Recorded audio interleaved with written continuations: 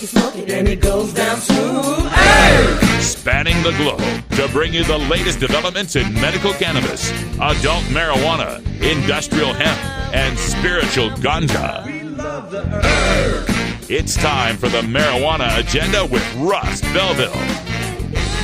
Now, here's your host, Russ Belville. On the herb. Good day, tokers and tokettes and non-toking lovers of liberty. It is Tuesday, July 25th, 2017, and it's got to be 420 somewhere in the world.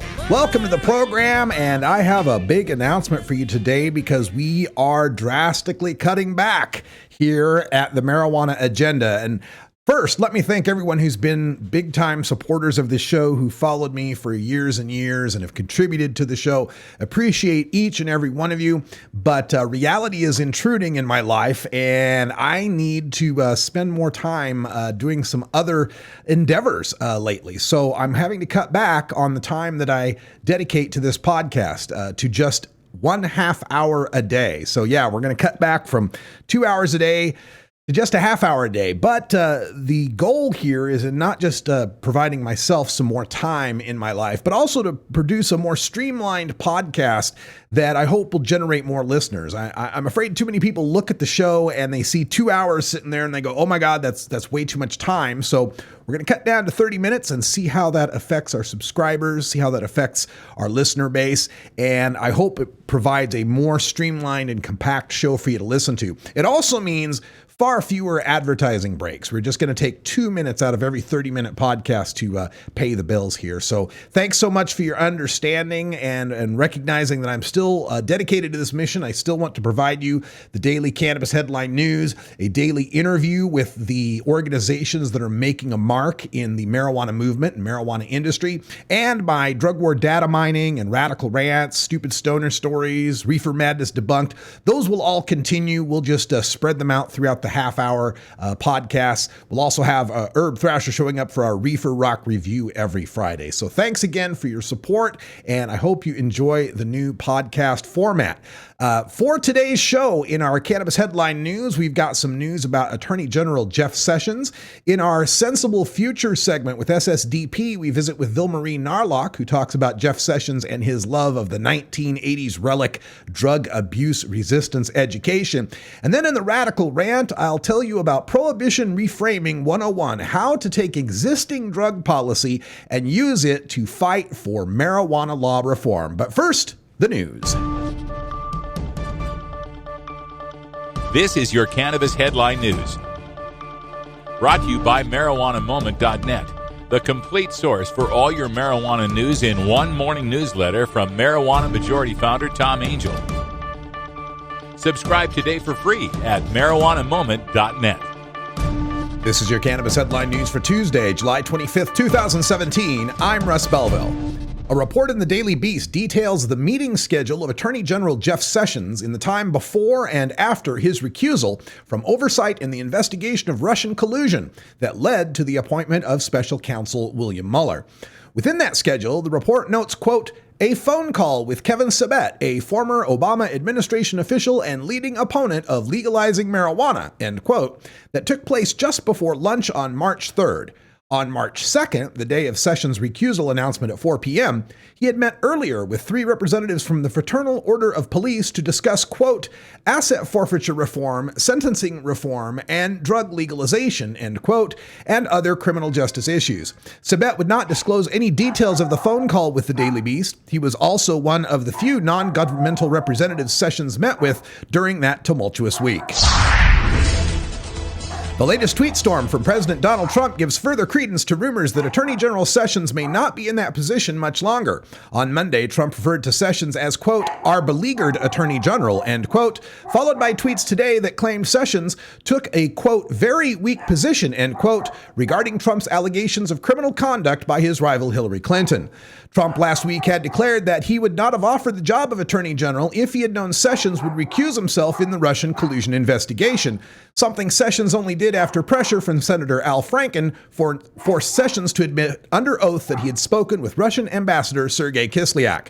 The Washington Post reports that some believe Trump is angling for a Sessions replacement who would follow his orders to fire Robert Mueller, the special counsel investigating Trump's Russian entanglements, with some who believe the next attorney general could be Senator Ted Cruz or Mayor Rudy Giuliani.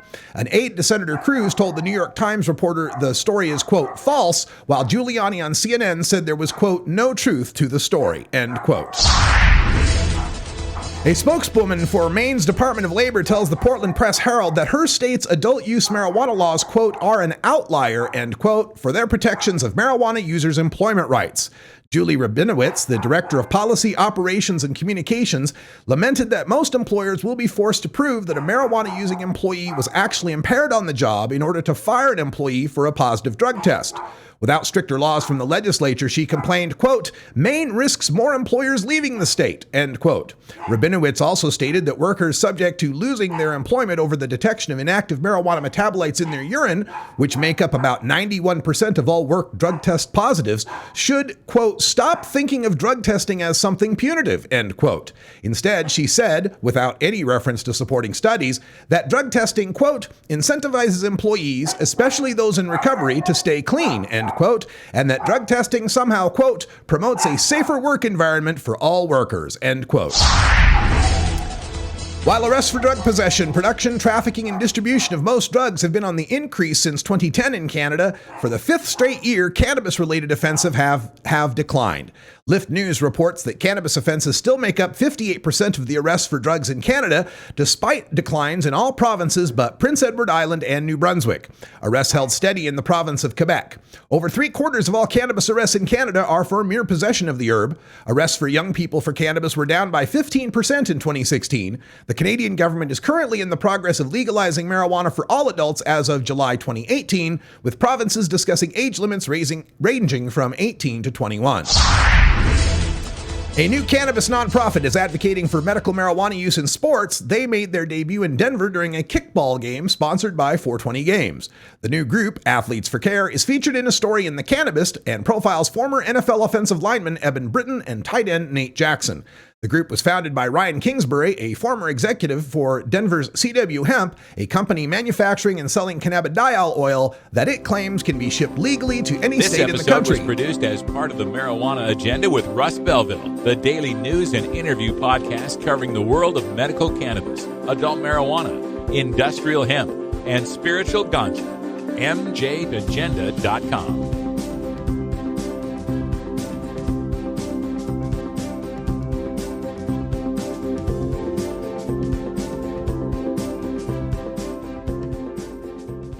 Hi, I'm Russ Belville from the Marijuana Agenda. Please help support my independent cannabis radio journalism by becoming a patron of the Marijuana Agenda.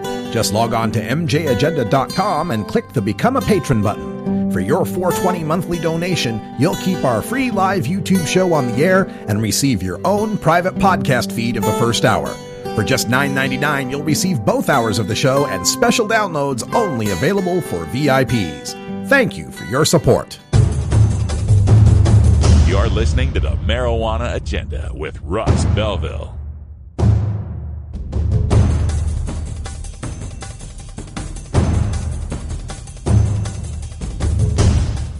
At Herbie's Cannabis Seeds, we pride ourselves on bringing you the best quality seeds from the world's most respected cannabis seed producers, all at the lowest online prices. You can find Herbie's Seeds at herbiesheadshop.com. All cannabis seeds are sold as souvenirs and as a means of preserving cannabis genetics. Herbie's Seeds in no way intends to condone, promote, or incite the use of illegal or controlled substances. We strongly urge all prospective customers to check their national laws prior to placing an order. Herbie's Seeds at herbiesheadshop.com. Proud sponsors of the Marijuana Agenda with Russ Belville.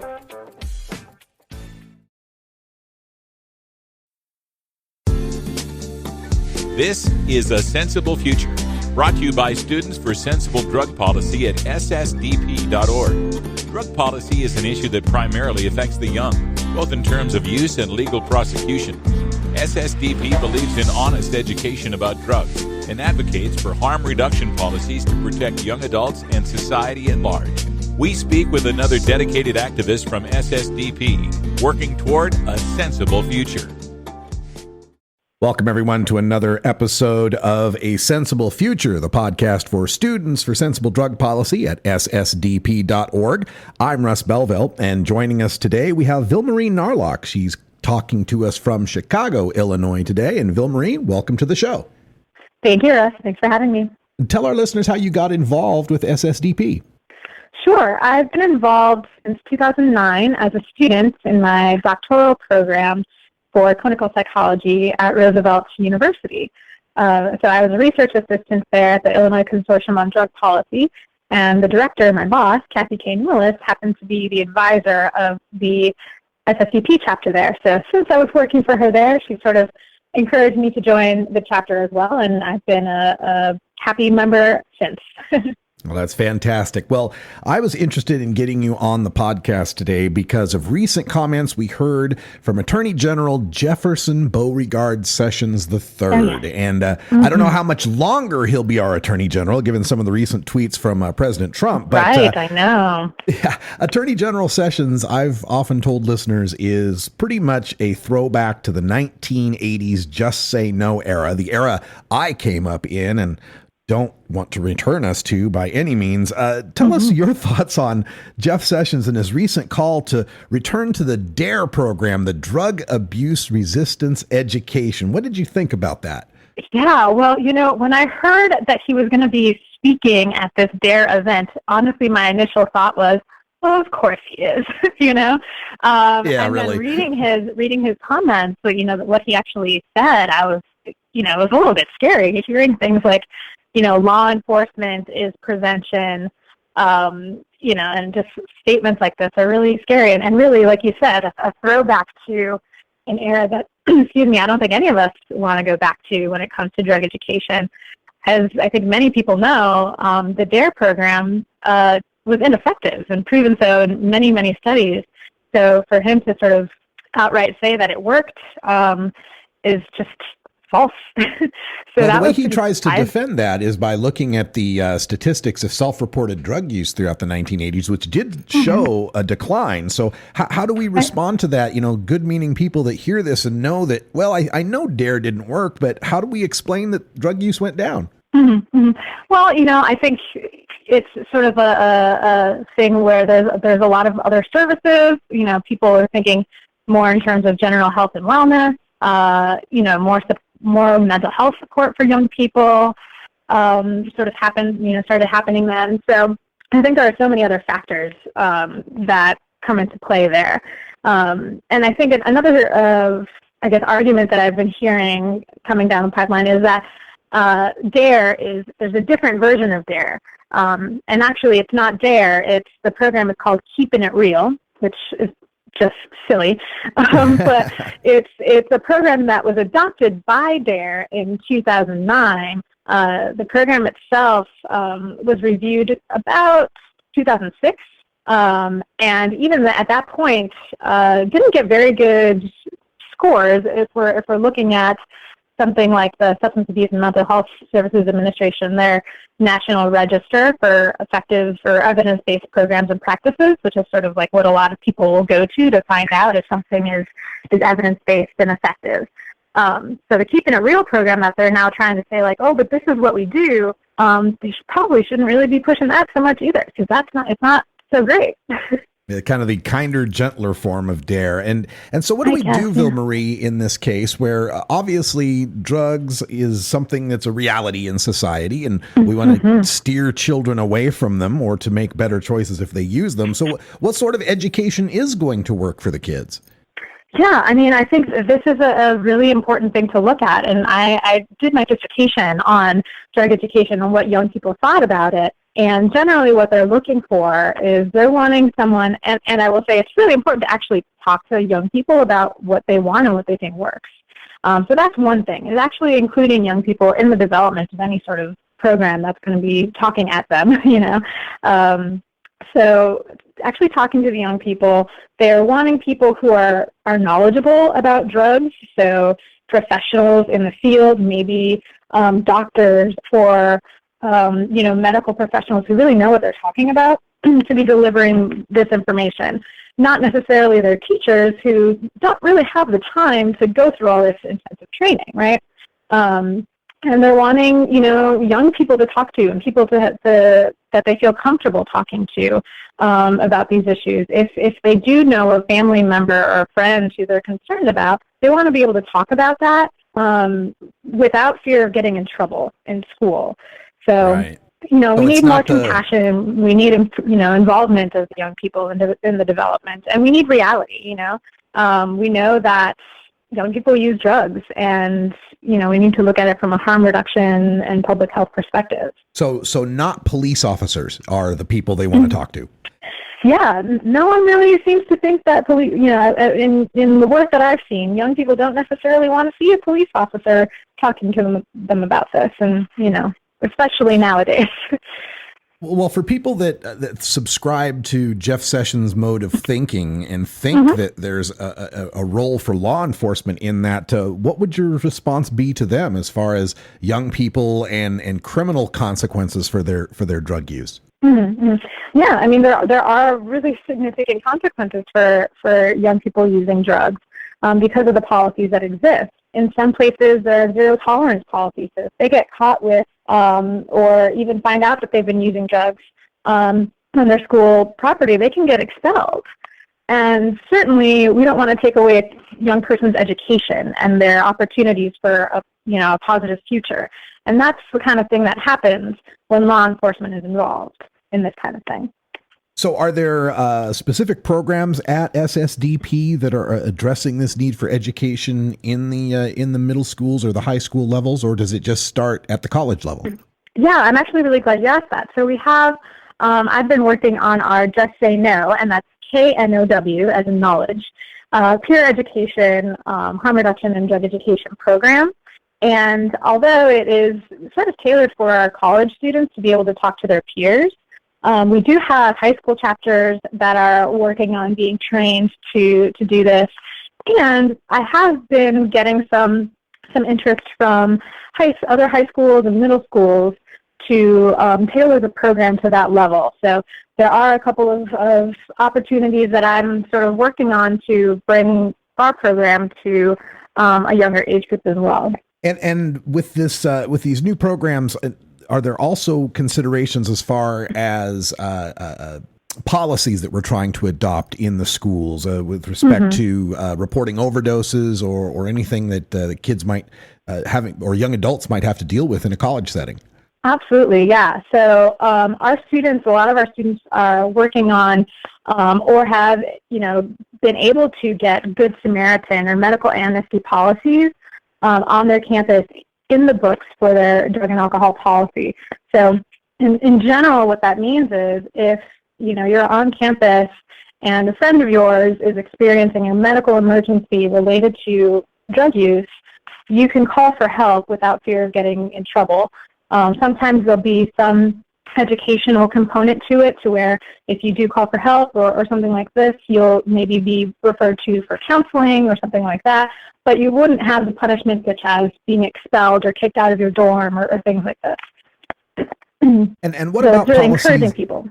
Oh, I'm sorry to interrupt, but also wondering about how things have evolved now that we have 8 states where the college students that are 21 and above in those states can legally consume cannabis. Yes, so this is still an issue and definitely something that our students are working on. There's been students and chapters that have been working on equalization policies. So in other words, treating cannabis like alcohol on campus so that the same type of penalty that they would receive for alcohol would apply to cannabis. So oftentimes with alcohol, there'll be like a 3 strikes kind of thing, or they'll have more opportunities for support, whereas with cannabis, it's an immediate, penalty that they would receive. So some things that they're working on is trying to equalize that at least. And, in other words, otherwise it seems to be pretty tricky because of things like the Drug-Free Schools Act. Colleges and universities are a little hesitant to allow things like smoking cannabis on campus, even for medicinal use. So that's something that our students are up against and trying to work on and trying to, find some common ground to work from with administrations.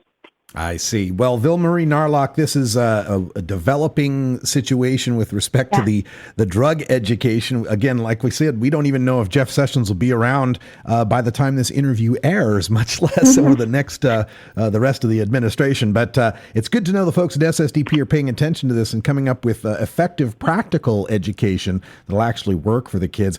Anything else you'd like to leave our listeners with? Maybe some contact information or other informational sites that would help them out on this subject? Absolutely. If you're interested in checking out our program, you can go to ssdp.org/justsayno. And again, that's no with the KNOW. And you can find all of our materials there, find out more, and my contact info is there as well. Well, thanks so much, Vilmarie, for joining us today on A Sensible Future. Thanks so much, Russ. Have a great day. This episode was produced as part of the Marijuana Agenda with Russ Belville, the daily news and interview podcast covering the world of medical cannabis, adult marijuana, industrial hemp, and spiritual ganja. MJagenda.com.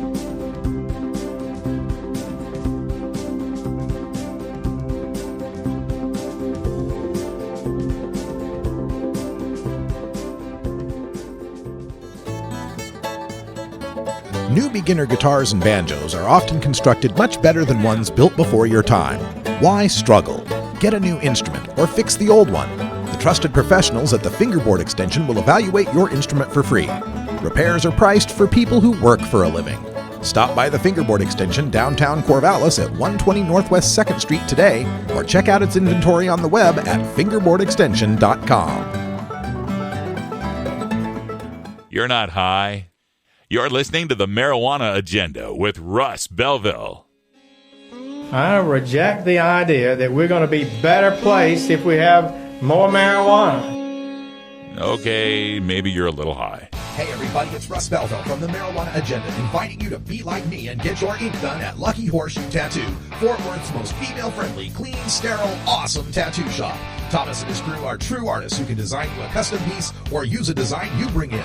Lucky Horseshoe also offers all styles of tattooing as well as piercings and all-around fun. In the DFW area, stop by Lucky Horseshoe Tattoo and tell them Radical Russ sent you. Trust me, it'll feel awesome. Total war against public enemy number one. 10 federal criminal penalties for up to 1 ounce of marijuana. Marijuana is probably the most dangerous drug. Just say no. Legalization is just another word for surrender. I experimented with marijuana and didn't inhale. This is not medicine. This is a Cheech and Chong show. Encourage people to use less drugs. I am ill. That was the point. I think it would be a mistake to legalize. Negative reports coming out of Colorado. People don't smoke marijuana. Radical Rant. I was reading one of the recent missives from the folks at Project Samuel that lamented that construction employers in Colorado are forced to bring in workers from out of state because they can't find enough applicants in Colorado who can pass a drug test. Wah! Cue the world's tiniest violin. When I read stories like this, there's a special setting in my brain that reframes the narrative from the point of view of adults like us who enjoy marijuana responsibly. In this example, it's not that employers can't find drug-free workers. It's that too many Colorado employers continue discriminating against employees who are enjoying their constitutional right to marijuana. Another way to reframe is to juxtapose the marijuana story being told with some other roughly analogous drug or activity that highlights the absurdity and cruelty of prohibition. Can you believe this story coming out of Colorado? I might begin. Construction companies down there are bringing in out-of-state workers because they can't find enough guys in Colorado who don't drink beer. Yeah, they say that even if these guys drink beer after work or on the weekends, the effects of it last the next day after they got drunk. You know, a hangover. And, you know, these companies, they don't want to risk that hungover guy going and wrecking the forklift. Or how about, every other week we get some story of new parents having their infant or their toddler stolen away from them by the state Child Protective Services because it's discovered that the parents have smoked marijuana. I'd handle it like this. This is outrageous. These two young parents just had their children taken away by CPS because they got a tip that they were junk food junkies. They tested the blood of the kids and determined they had elevated levels of bad cholesterol and triglycerides. Those poor kids were subjected to their parents eating the unhealthiest food and modeling those destructive behaviors. But CPS says they can get their kids back if they convert to organic veganism and lose 40 pounds each. It sounds different when you frame it that way. Or consider the near monthly complaint from a state that's newly legalized or considering legalization that there's going to be no way for the state troopers to be able to bust people for stone driving. Reframe it like this. You know, we got to be serious about keeping our roads safe. That's why our state troopers are going to be testing a new roadside device that determines how much sleep you've had. You breathe into it, and based on the detection of certain chemicals, they can tell whether you've had 8 hours of sleep the previous night. If you've had fewer than 8 hours sleep, you're automatically guilty of a DUI. And then, how about we look at that overblown concern about public consumption of marijuana in public clubs? That's easy to tackle. Go like this. Can you believe what they're proposing? They want to establish buildings in the city where people gather for the express purpose of taking drugs. Yes, drug-taking buildings they expect people to drive to, go inside, take drugs, get high, and then we're supposed to just trust them to judge their own level of impairment before they get back in their cars and drive home? And what happens to the local neighborhood when there's a drug-taking building nearby with druggies stumbling in and out all hours of the night? What about the kids who have to walk past the drug-taking building on their way to school? Of course, I just described every bar, saloon, tavern, pub, and nightclub in America. And there's a similar play you can make when the subject of workplace productivity comes up. I heard of this company that has decided to accommodate their employees' use of stimulant drugs. First, using company money, they have outfitted a small, self-contained stimulant lab in the break room. At any time of the day, even in the middle of work, employees addicted to stimulants can waste productive time serving themselves liquid stimulant drugs from the lab, which they can take right there in the break room or even bring back to their desk to consume. And for other stimulant users, they used company money to build an overhead shelter so that the employees who want to feed their stimulant addiction can smoke their fix outside. In fact, some of these stimulant addicts can waste up to an hour a day of paid company time feeding their drug habit. Of course, I just described every employer's coffee breaks and smoke breaks. Now look, none of these analogies are perfect, right? The coffee drinkers and the cigarette smokers aren't experiencing any sort of mind-altering effects necessarily, and the alcohol drinkers aren't hungover all the time, and the junk food junkies may not be endangering your kids. But the point is to kind of shake people out of their complacency, to be able to get them to wrap their minds around the fact that they don't have a single critical thought about the public health risks of legal drugs like alcohol, sugar, caffeine, and nicotine, but they're freaking out when that legal drug is marijuana. If you can start putting these kind of frames, take existing drug policy with respect to alcohol, sugar, caffeine, and nicotine, and then reframe whatever marijuana argument they're throwing at you. Just take the word marijuana out and throw in one of these others, and that can serve to dislodge these people, to get their brains out of the status quo thinking that those four substances, alcohol, sugar, caffeine, and nicotine, aren't drugs. And that's the real problem, is that they don't really conceive of those things as drugs. We have a completely different vocabulary and different framing whenever we're talking about alcohol, sugar, caffeine, and nicotine. People are drinkers, or they have a sweet tooth, or they like their coffee, or they're smokers. We never think of them as drug addicts, but they are. Some of them, anyway. Well, folks, that's all the time we got for today. Time flies when you legalize. Thanks for joining us. We'll see you tomorrow. And until next time, take care of each other, tokers. Follow MJ Agenda on Facebook, Pinterest, Instagram, YouTube, and follow MJ Agenda Show on Twitter. Learn more at mjagenda.com. You take a seed, you plant it, you grow it, you dry it, you roll it, you smoke it. You take a seed, you plant it, you grow it, you dry it, you roll it, you smoke it. You take a seed, you plant it, you grow it, you dry it, you roll it, you smoke it, and it goes down smooth. Hey!